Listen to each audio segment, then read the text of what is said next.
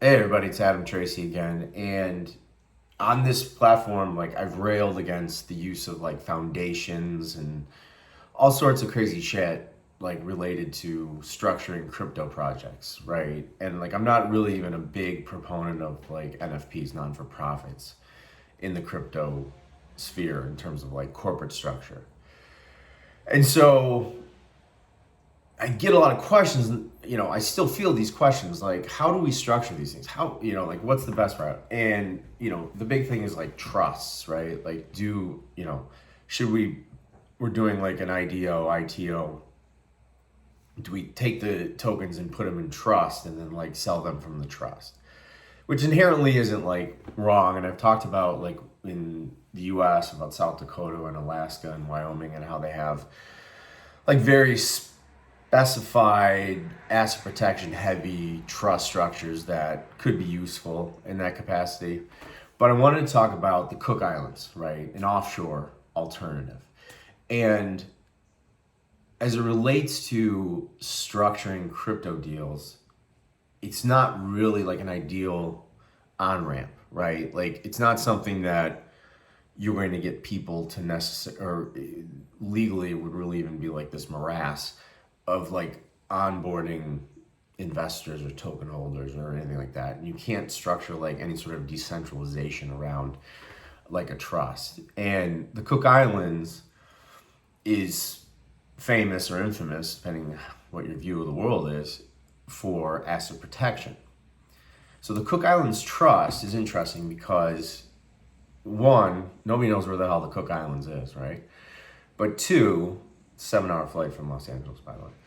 But two, they have a 2-year statute of limitations, right? And statute of limitations is just how long you have to like sue, right? And so in order to like attach or go after the assets in a trust in Cook Islands, you have to do it within 2 years of the claim arising. Well, in most cases, you're going to like litigate in a different jurisdiction and then try to enforce the judgment. Well, in the US, UK, anywhere else, you're not getting out of court in 2 years. So it's almost this impenetrable force in terms of like legality. But it's still not like very suitable for leading the project, right? Like from a crypto perspective. What it's really useful for is for like the promoters in terms of their own asset protection, right?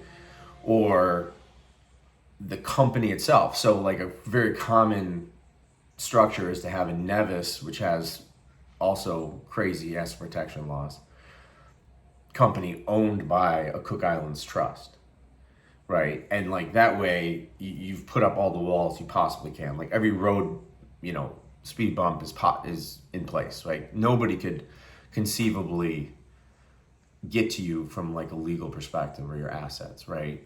And it's useful for that that point, right? Like that's where it comes into play. It's never going to be the front-facing entity.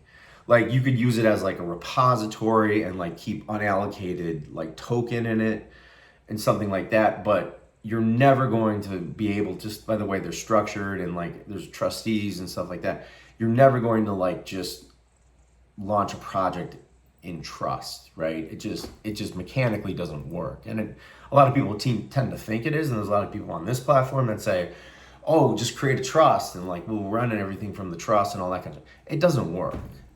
I'm here to tell you, none of it makes sense legally or mechanically.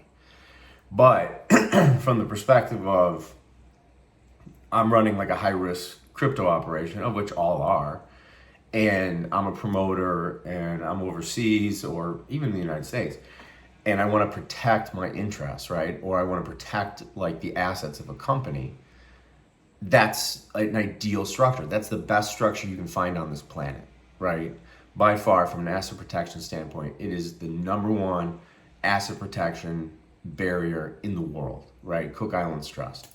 And, there's mechanics I can go into forever, and I'll put something up on my website at adamtracy.io that will kind of go into some detail about how that works in like a very sort of banal legal level. But it's never something that you want like front facing, right? But it is something that you would want to look at or investigate alongside, your domestic trust if you were in the United States as an asset protection vehicle, especially for an intellectual property, right?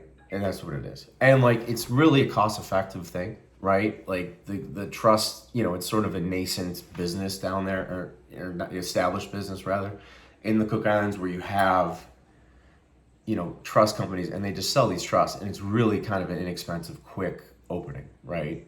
So check it out. I'll put something on my website that'll give you the mechanics of it. Hit me up with any questions. Adam at Tracy, TRACY.io, and I will be happy to answer any questions you have. And I'll talk to you next time. Cheers.